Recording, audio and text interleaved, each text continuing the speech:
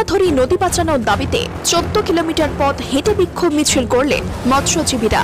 রবিবার সকাল 9টা মালঞ্চ ব্রিজ থেকে পায়ে হেঁটে কুলটি লক গেট পর্যন্ত দীর্ঘ 14 কিলোমিটার পায়ে হেঁটে নদী বাঁচানোর দাবিতে পথে নামেন মৎস্যজীবীরা। কলকাতা থেকে ময়লা আবর্জনা ফেলে দেওয়া হচ্ছে বিদ্যাধরী নদীতে, বিশেষ করে কলকাতা লেদার কমপ্লেক্সের আবর্জনা খালে ফেলা হচ্ছে, আর সেই খালের জল এসে মিশেছে বিদ্যাধরী নদীতে, যার ফলে বিদ্যাধরী নদীর জল মাছ চাষের অনুপযুক্ত হয়ে পড়েছে।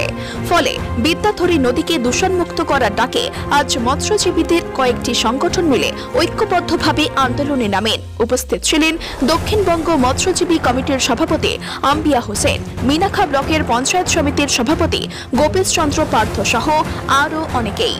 তাদের মূলত দাবি, প্রথমত কলকাতা ও পার্শ্ববর্তী এলাকার পৌর কারখানার অপরিশোধিত নোংরা জল বিদ্যাধরীতে ফেলা চলবে না। দ্বিতীয়ত, অবিলম্বে বিদ্যাধরী দূষণমুক্ত করতে হবে। তৃতীয়ত, অপদার্থ দূষণ নিয়ন্ত্রণ পর্ষদের বিরুদ্ধে শাস্তিমূলক প্রশাসনিক ব্যবস্থা নিতে হবে।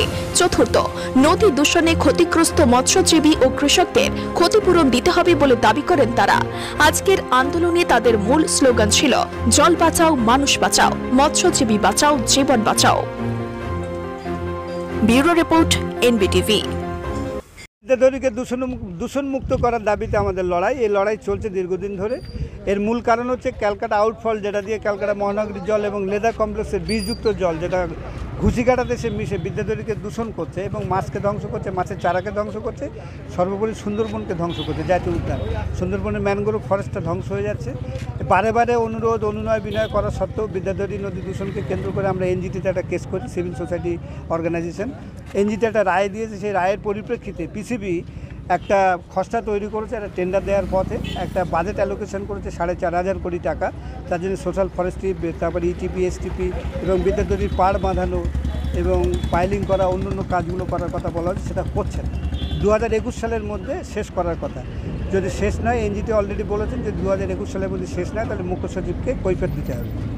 এই 4,500 কোটি টাকা কেন খরচ হচ্ছে না, সেটা আমাদের সার্বিক স্তরের লড়াই। যেমন পঞ্চায়েত সমিতির প্রতিনিধিরা আছেন, যেমন সিভিল সোসাইটি আছেন, এনজিও আছেন, ট্রেড ইউনিয়ন আছে, দলমত নির্বিশেষে সার্বিকভাবে জনসাধারণের দাবি, মৎস্যজীবীদের দাবি, এলাকার বিশেষ করে যে ভেড়ি এলাকা ধ্বংস হয়ে যাচ্ছে সেগুলোর মেরামতটা করার জন্য আমরা জলকে দূষণমুক্ত করার জন্য বলছি। জলের যে বিওডি টেস্ট যেটা চলে এসছে, সেই বিওডিটা এমনকি পা দেওয়ার যোগ্য নেই জলের যে কন্ডিশন, যার জন্য আমরা বলছি জলকে অবশ্যই দূষণমুক্ত করতেই হবে। এইটা আমাদের মূল লড়াই। এখানে আমরা দক্ষিণবঙ্গ মৎস্যজীবী ফোরাম, দিশা পরিবেশবাদী সংগঠন, বিদ্যাধরী নদী বাঁচাও কমিটি যেটা এখানে হয়েছে, তার আহ্বায়ক হচ্ছেন আমাদের সভাপতি শ্রী গোপেশ চন্দ্র পাত্র মহাশয়। উনিও আসছেন, পথে হাঁটছেন। কালাম সাহেব হেঁটে এসছেন, পঞ্চায়েত সমিতির কর্ণধার। এখন কি চাইছেন?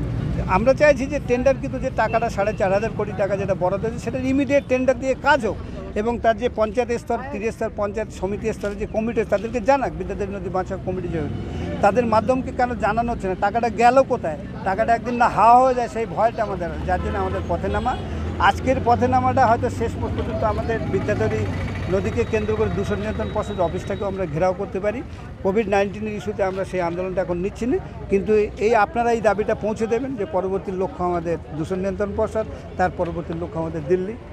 এসআর ইউনিকম, এখানে সহজ কিস্তিতে নামি দামি কোম্পানির মোবাইল সুলভ মূল্যে পাওয়া যায় এবং বিভিন্ন কোম্পানির fridge, mixer machine, AC, LED TV, home theatre ও বিভিন্ন ইলেকট্রনিক দ্রব্য সুলভ মূল্যে বিক্রয় করা হয়। ঠিকানা চিনিপুকুর রোড, কাশীপুর, দক্ষিণ 24 পরগনা। বিস্তারিত জানতে কল করুন 9153200300 নাম্বারে।